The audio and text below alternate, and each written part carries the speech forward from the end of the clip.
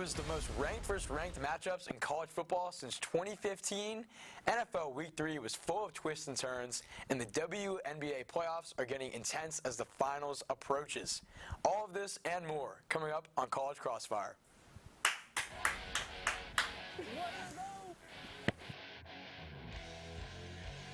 Coming back to that 2021 MVP. He's better than Josh Allen. He's better than Baker Mayfield. He's not better than Mahomes. I can't say that. Once you miss a kick, you get kicked. So, You know, bags of money or whatever, some food inside of them.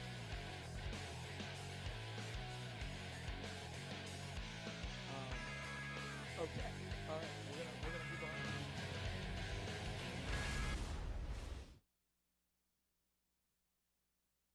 Sports show on the planet. I'm your official host. Look at that live crowd. Wow. I love you, Ray! Thank you guys. Wow, what a great crowd tonight. I'm your official host, Ryan Swantkowski, and we have a great show for you this evening. Before meeting our contestants, I want to share with you that today's show is brought to you by Cap Metro, Austin's transit system. We connect you to work, school, play, and everywhere in between. Plan your ride to this weekend's game at capmetro.org. All right. Let's go ahead now and meet the players of the game tonight. Introducing first, the College Crossfire Week 3 winner and a man who had the most wholesome FaceTime after the win as well, Grabiel Silva. Grabiel, how are we doing? I'm doing pretty good. You know, a big crowd here today. Everybody's here ready to witness some magic. We have some good contestants. We even brought Nick? No, Jason? Jason. We brought Jason. We brought Jason back. We brought Jason back. He's in his T-Max Spurs era, you know, trying to catch a win. So excited. Okay, I love it. Well, welcome to the show. Glad to have you back. In our second chair, a new player has entered the College Crossfire arena, and he's on a mission for a win tonight. Nick Overturf. Nick, how we feeling? I'm feeling good, Ryan. I appreciate that introduction. That was very motivating. You know, like you said, first time on the show. Hoping for big things and came prepared. Love it. Well, I'm glad you're here. It's going to be a good show, so I appreciate you coming on. And in our third chair, the man, the myth, the legend, and sadly a huge Chicago sports fan, Jason Kinander. Jason, how we feeling? So nice to be back on the show. I don't need an introduction. This guy, it's his 21st birthday tonight. Ryan Swantkowski. Happy birthday to our host. Very honored to be on for his birthday episode and ready to get this show on the road, Ryan. Excellent. Jason, I'm glad you're here. Appreciate it. I'll see you guys follow that. I'm very excited to get started. Before that, though, let's go over the rules of the game, just in case you've never tuned in before. There will be 3 rounds, with each round containing 3 questions, and points will be given to who I believe has the best answer in order of 3 points, 2 points, and 1 point. Whoever has the most points at the end of the third round wins and gets to come back for next week's show as well. But we can't forget that the third and final round, or the rapid fire round, is worth double the points, that meaning the best answer will receive 6 points, and so on. Also in this rapid fire round, the contestants have not been able to see or prepare for these questions whatsoever, meaning they will have to improvise, overcome, and just hopefully not get caught in the crossfire. Now that the game is explained, let's get to firing. The Longhorns beat the Baylor Bears by a final score of 38-6 on Saturday, and the game was not particularly close whatsoever. The Horns dominated from start to finish and moved to 4-0 on the season with a number 3 AP ranking as well. Given this win, what was Texas's main key to success in their first Big 12 win of the year? And Grabiel, we're going to start with you for the first question. I think their biggest key to success this past week was obviously the defense. They created havoc in the backfield throughout the night. You know, they had 3 sacks within the first 6 or 7 minutes, and it's hard to start off a game hot for a team like Baylor when you're just constantly behind the sticks. You know, and then throughout the game they added a couple more sacks. They held Baylor to maybe 4 yards of play, and you know, the defense, they really caused a lot of chaos, and that was a big key to their win this past weekend. Yeah, very fair. The defense was absolutely phenomenal. Very hot start for the defense. Also finished hot as well, so that was great. All right, Nick, what you got? You know, I agree with Gabriel. I think the defense played great. Byron Maxwell, you know, 2 sacks, had a great night. The pass rush was intense. But I think the key to success last week was the offense. I mean, 500 yards, over 500 yards. It's hard not to win a game with that many yards. And I would say Quinn starting to look like a dual threat quarterback. You know, we're in college ball. We need that. And I think he's got 3 rushing TDs on the year. Let's keep him coming, baby. I mean, he had like 1 last year or something like that. So, yeah, I think the offense looking more,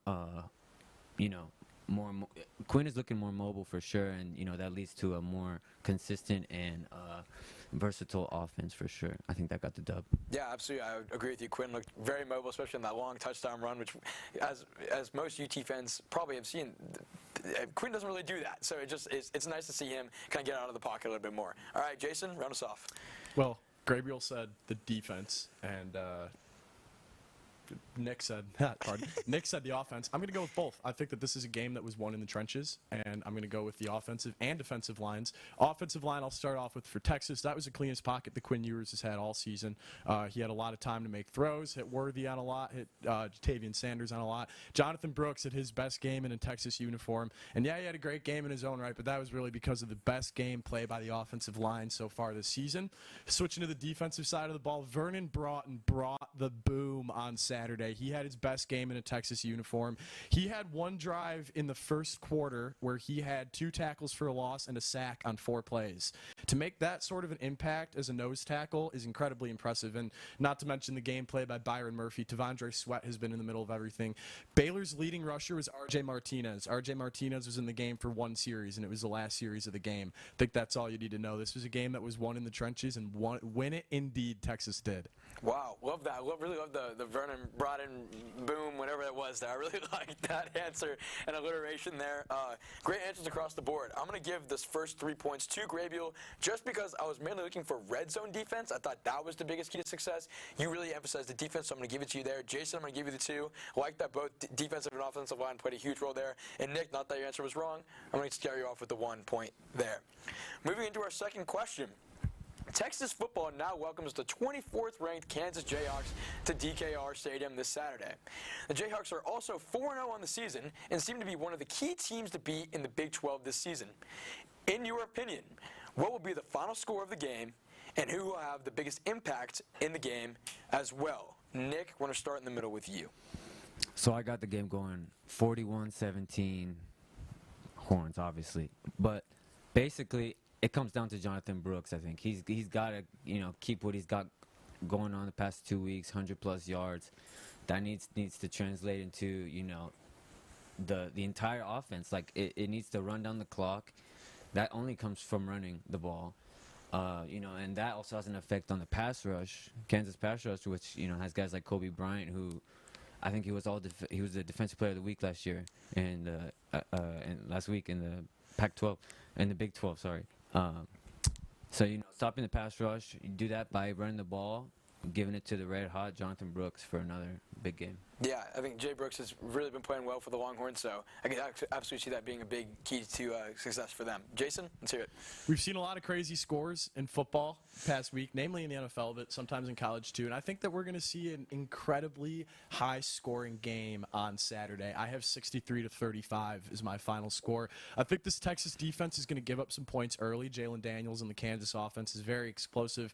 But this is a Texas offense that ran all over Kansas last year, and it's a Texas offense that has only been operating more strongly this season. And so when you look at that, these are 2 of the teams with the highest ratio of returning players this season in the conference.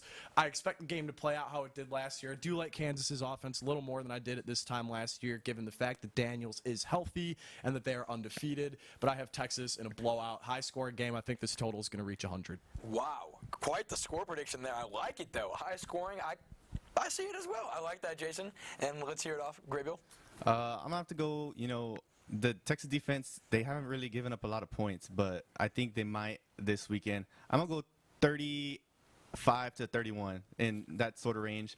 Jalen Daniels, he can sling it, so I think the big key, again, this week is going to be the defense because of Jalen Daniels. He can sling it, but he can also run the ball. He can run the ball really efficiently. Texas kind of struggled with the mobile quarterback in Jalen Milroe. It's just that he didn't know how to read a pass defense against Texas for Alabama. So I think that the defense is going to be another big key for Texas this week to contain the Kansas offense. And I think the Texas offense will be able to stay ahead and come out with another win. Okay. Yep, I agree with you. Defense has just been so big for the Horns, not giving up a lot of points this year. I could absolutely see that as well. Another great group of answers across the board. For the 3 points, I'm going to give it to Nick. I like your score prediction the best. I think 41-17 is very accurate. I think the Horns defense can somewhat limit, Daniels and, keep the score relatively low for Kansas. And I do like that you pointed out Jonathan Brooks. The run game has been there. He needs to continue to have that success. Jason, I'm going to give you the 2. I like the high scoring call overall in general, especially for the Horns side. I think they're going to score a lot of points. So I'm going to give you the 2 there. And Grabiel, I'm going to round you off with the 1. Moving into our last question on the block. Heading into week 5 of the college football season, the AP top 10 teams are absolutely stacked with big-name teams like Georgia, Ohio State, Penn State, and others. As we all know, though, these rankings will change dramatically as the season continues on. In your opinion, who do you think is the best football team not currently ranked in the AP top 10 teams, and why? Jason, we're going to start with you. There were 6 games last weekend that featured 2 ranked teams playing against each other. It's more than 40% of the AP poll. Pretty incredible. Of those teams, there was one that gave a more inspired showing than any other team, and that team was the Washington State Cougars.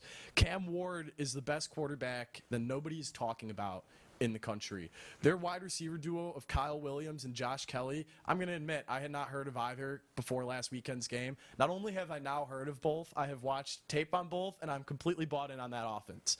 I think that Washington State is playing for more than just about any team in the country. They don't have a conference next year, but they can get a conference if they win 10 games, and I think that that's what Jake Dickert's team is looking to do. So I've got Washington State, they have an easy schedule, too, up until down the stretch. They play USC, and then that Apple Cup game against Washington is going to be incredible. But Wazoo's still not getting a whole lot of love. Big win over Oregon State on Saturday. Need to give it to the Cougars. Yeah, I really like that answer. I think Washington State's a team that really never gets talked about, regardless of how good they are. Played phenomenal against Oregon State and DJ Uiagalelei, something like that. Phenomenal. I like that answer a lot. Nick, what you got? This does not bring me joy to say, but I got to go with Oklahoma. I mean, they're sitting right outside the top 10, and I'm sorry, guys. I'm sorry. To the in-studio audience, I truly apologize, but this is the logical answer, guys. I mean, come on. Dylan Gabriel, he's going off the past few weeks. 300 yards in the past 3 in 3 of his past 4 games. Over 350 in the past 2. I mean, this man is going off. He's got a good offense. He's got a good defense. I think, getting those both of those going in complementary football, you can't deny OU. I mean, they're a good team. Yeah, okay, I like that answer. I do think Dylan Gabriel's been playing very well. He's a top 3, Big 12 quarterback. Big 12 isn't that great this year. And a good quality win at Cincinnati last week, so I can give that to you. Absolutely, I can see that. Grabiel, round us off. I have to give a shout-out to Aram. My favorite team here is the Duke Blue Devils. The Duke Blue Devils have the Duke Blue Devils, they have done really good to start off the season. A great win against Clemson at the beginning of the year. Clemson took Florida State down to the wire. Duke has game day this weekend against Notre Dame. That's going to be a huge matchup for them, especially going forward. They have games against Louisville and Florida State later on, I believe. So, if they could start winning some ball games, junior quarterback Riley Leonard, he's been doing really well, leading that offense. And, I believe if Duke can start handling business, they're going to be their team, to consider outside of the top 10 right now. Okay, the Blue Devils, I like that. I like the shout-out to Aram, wherever you are at. Aram, I'm sure he's smiling back there. I respect that answer a lot, though. Beat Clemson early in the season in a dramatic fashion, and now have a very big game coming up against Notre Dame, who I am a big believer in still, regardless of the Ohio State loss. Looking at points, I'm going to give Jason the 3 here. I think Washington State hit it right on the head. Team never gets talked about, and Oregon State's a very, very good team, and years past has been very good. So I like that. I'm going to give you the 3. Grabiel, I'm going to give you the 2. I think Duke is still, kind of unproven a little bit. Beat Clemson, now plays another top team. What can they do now? We'll see. Nick, I'm going to give you the 1. Don't disagree with your answer. I just think the other 2 were slightly stronger than yours. That will wrap things up for tonight's first round. Don't go anywhere. College Crossfire. We'll be right back.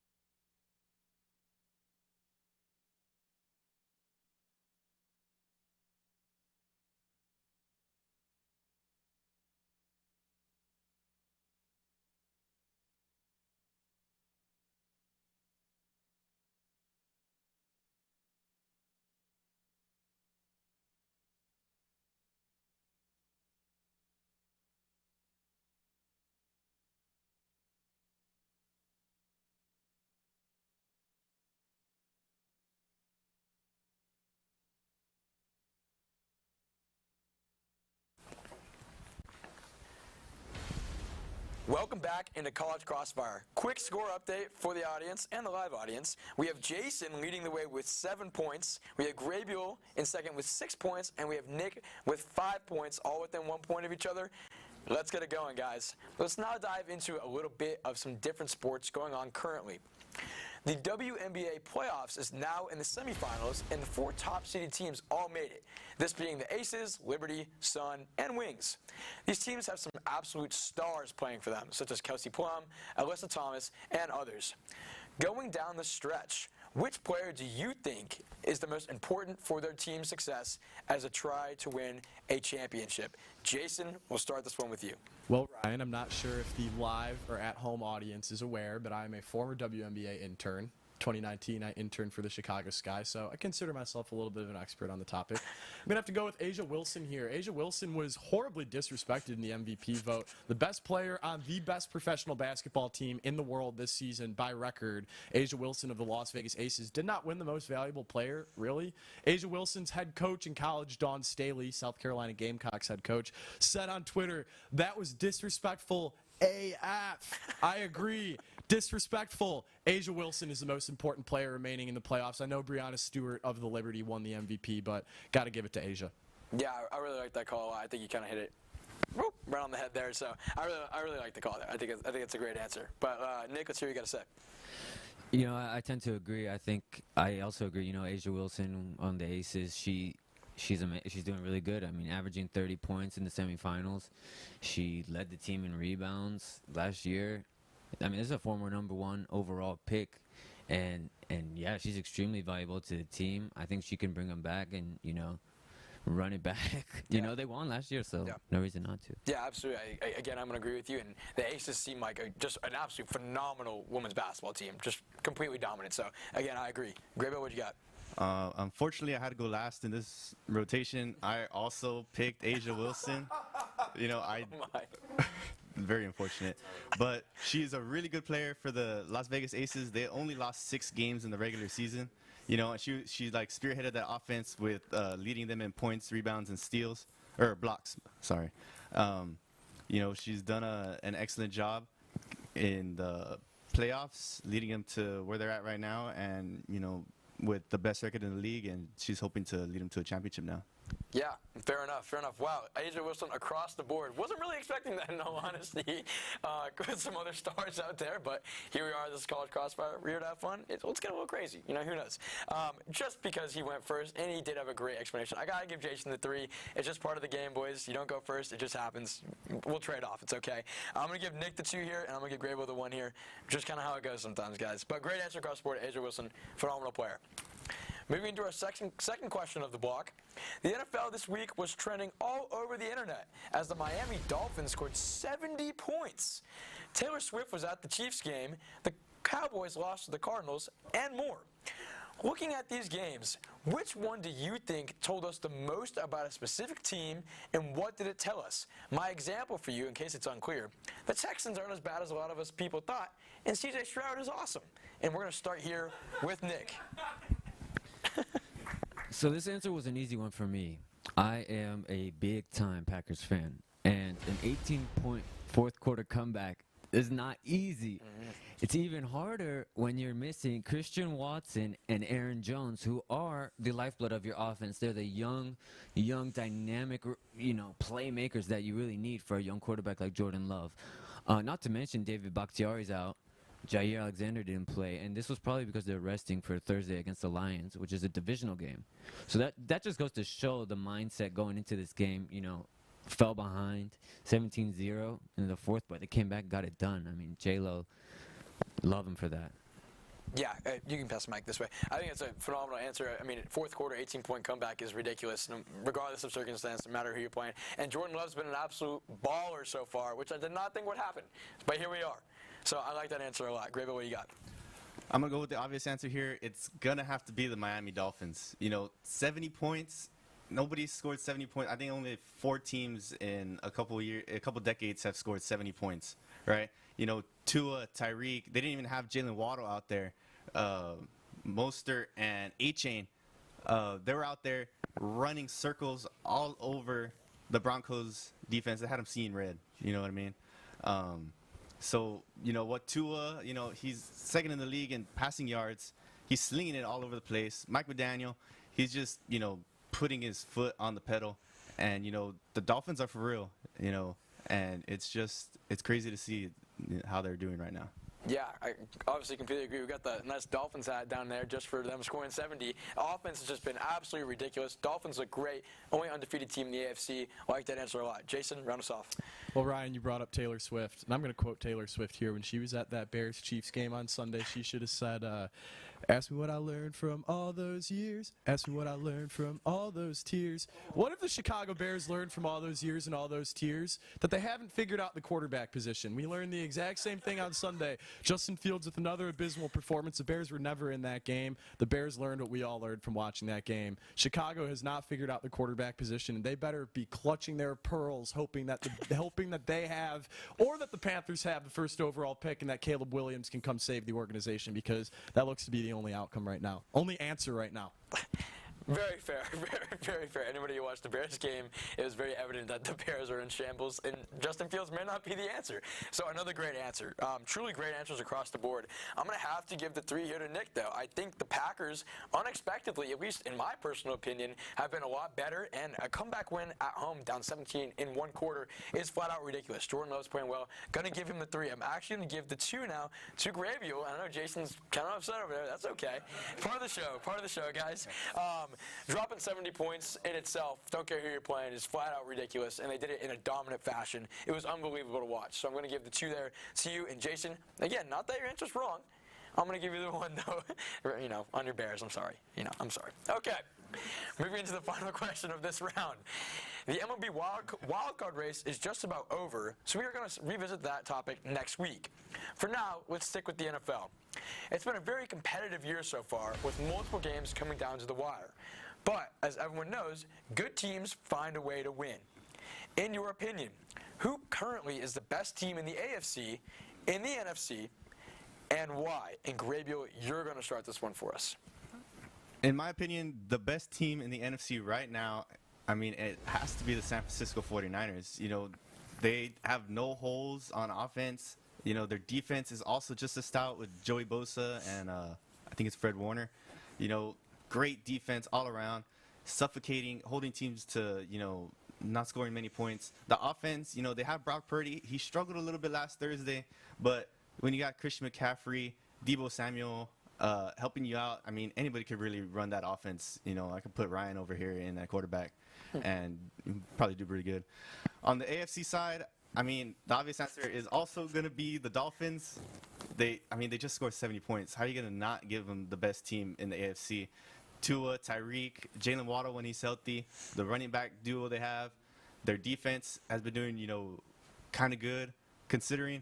So I think that the 2 strong teams right now that we have through the season are the Dolphins and the Niners. Yeah, definitely both valid answers, both very dominant teams. I thought the Niners were kind of regressed this year, losing to Miko Ryans, other pieces of the coaching staff. Haven't seen that yet, so I respect both those answers a lot. Jason, what you got? Ryan, I'm not going to overthink this answer. I think that repeating in the NFL is the hardest sport to repeat in, but the 2 teams who made the Super Bowl last year haven't shown me anything yet this year to give me reason to believe that those aren't the 2 best teams in their respective conferences. The Eagles have looked incredibly good. Defense, is that defense better than last year? I think it is. Jalen Carter looks like quite the pick. Had a huge hit, forced fumble on Monday night against Tampa, took down the undefeated Bucks.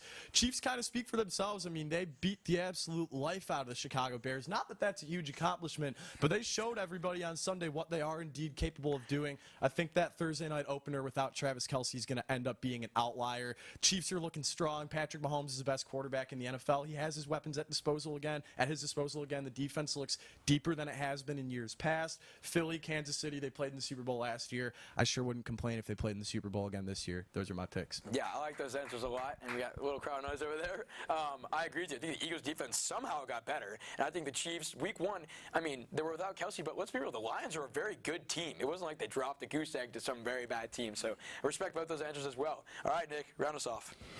So, in the AFC, I think Grabiel said 70 points is undeniable. Like, Mike McDaniel's putting on master classes, and Tua slinging that rock left-handed, like nobody else. Skilled players on skilled players. Tariq Anybody, anything you could want in an offense, pretty much they have. Miami's looking really good and an easy pick for the AFC. In the NFC, I was torn between the Niners and the Eagles. I guess both of these guys' picks.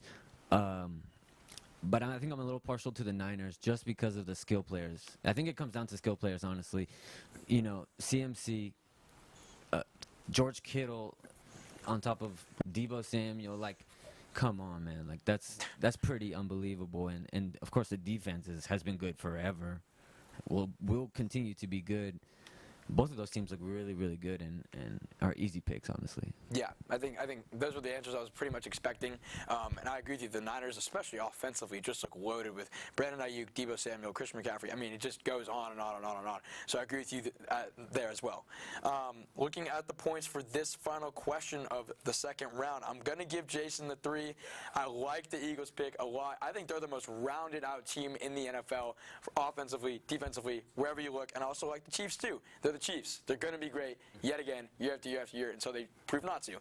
With the 2, I'm going to give Grabiel. I know you guys both picked the same teams. I like Grabiel's response a little bit better, a little bit more in depth, and I'm going to give the 1 to you, Nick, to round it off. Great answers all around by our contestants. Adding up and looking at the scores after this round, we've got rapid fire coming up next. Stay with us. You won't want to miss it.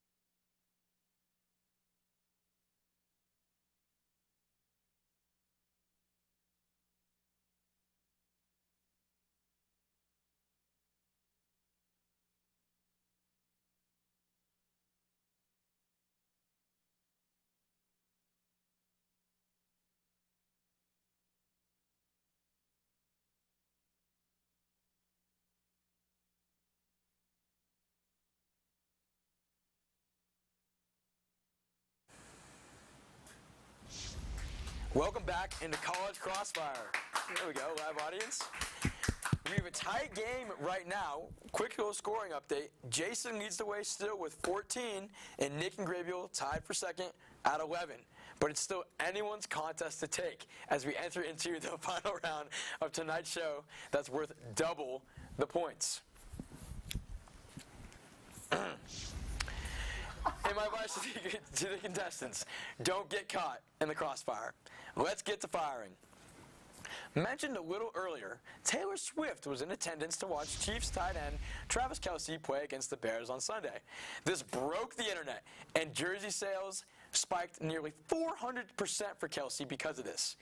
If you were a pro athlete and could have any famous star come watch you play, who would you pick and why? Anybody can answer at any time. Go ahead and think. It's a great question. Great question. A lot of pressure. You said any. It could go from singer to actress to cook. I mean, if you want Bobby Flay to come watch it, I mean, go for it. I don't know. Watch me cook. Cook, watch me cook. I like that. Anybody is willing to go at it. Here we go. I'd like to have my main man behind the screen, Joe Duffy, pulling up. my God. Pulling up to go and watch me play at a sporting event. I mean, Joe's a legend. Come on, guys. Everybody around here knows how legendary Joe is. All the stuff he does in the background, and he's a pretty big name. You might see him in the future as an actual star. And Joe Duffy, that's my answer. Aram is somewhere smiling. I just know it. Great answer. I love that. I'm gonna have to go with Ice Spice. She has a beautiful smile, Oh my God. and I just think her beautiful smile would really motivate me the entire time if I were on the field playing a sporting event, and I'd just love to look up and see her beautiful smile. Are you taking are you going for Ice Spice here? Is this shooting your shot here on Crossfire? Travis Kelce taught us this week that you miss 100% of the shots that you don't take. So Ice Spice, if you're out here watching this episode of College Crossfire, I'm here. Very true. Well, Deion Waiters once said, "I'd rather go 0 for 30 than 0 for 9." So you never know. I love it. All right, Nick, you got something for us? I swear he took Ice Spice right out of my mouth. I mean, I would love for her to come. Oh my God, guys. Okay. She's beautiful, of course, but I think I would prefer an NFL scout to watch me play.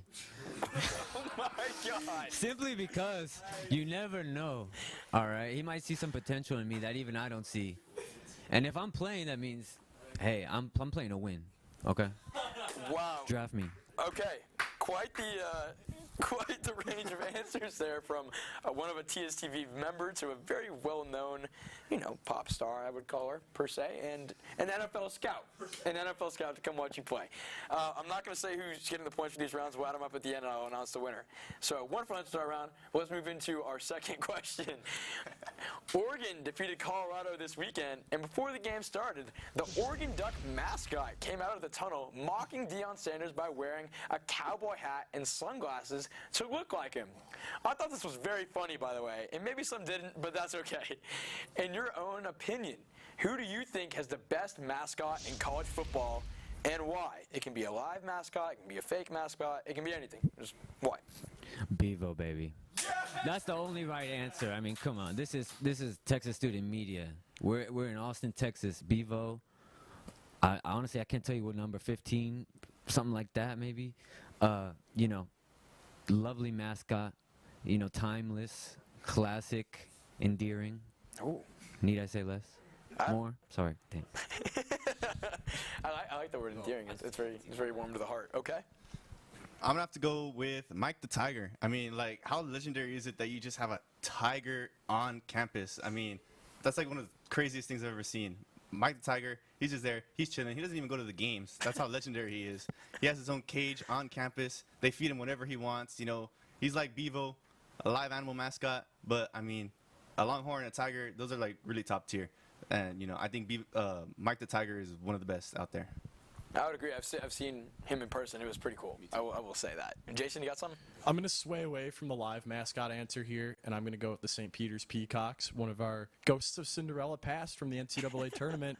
For those of you at home who don't know, I'm a proud FE Peacock Middle School alumni, and so to have the St. Peter's Peacocks run the gauntlet in the NCAA tournament reminded me of home. It reminded me of Peacock that's right by my house that I went to school at for 3 years. And so I hold that name very close to my heart.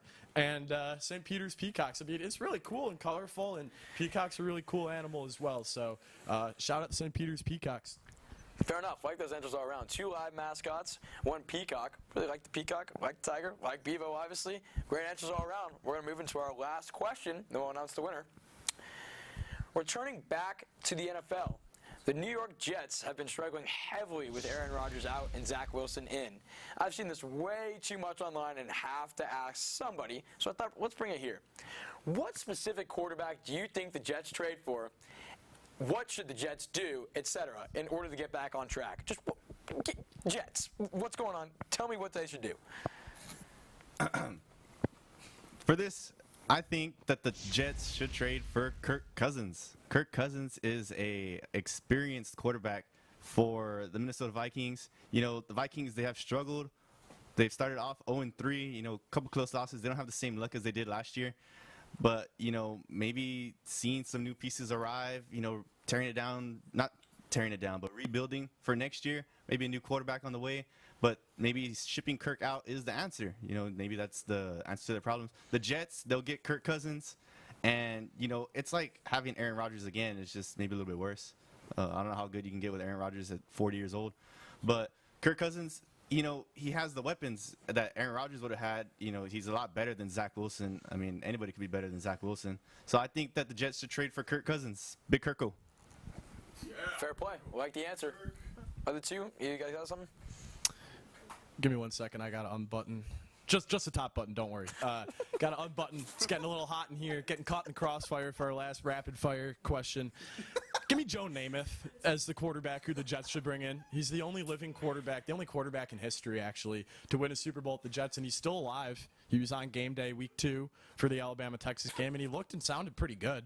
That offensive line is horrible. It doesn't matter if it's Jesus, Mary, or Joseph under center. They're going to allow sacks. So why not put Broadway Joe under there? He was able to win a Super Bowl 50 years ago. See if you can do it now. Wow. You're not wrong about the O-line, I'll tell you that. You know, I don't know if I can top Joe Namath, but think about this: who's better than Aaron? Who would be better than Aaron Rodgers? Obviously, he's not an option right now. The guy that taught Aaron Rodgers, Brett Favre. Bring him back. I mean, that went so well the first time. How could you not? It's a match made in heaven. I think 55, version on 60-year-old Brett Favre can really sling that rock. You know, definitely throw 50 picks in, you know, like one season, but it's worth a shot.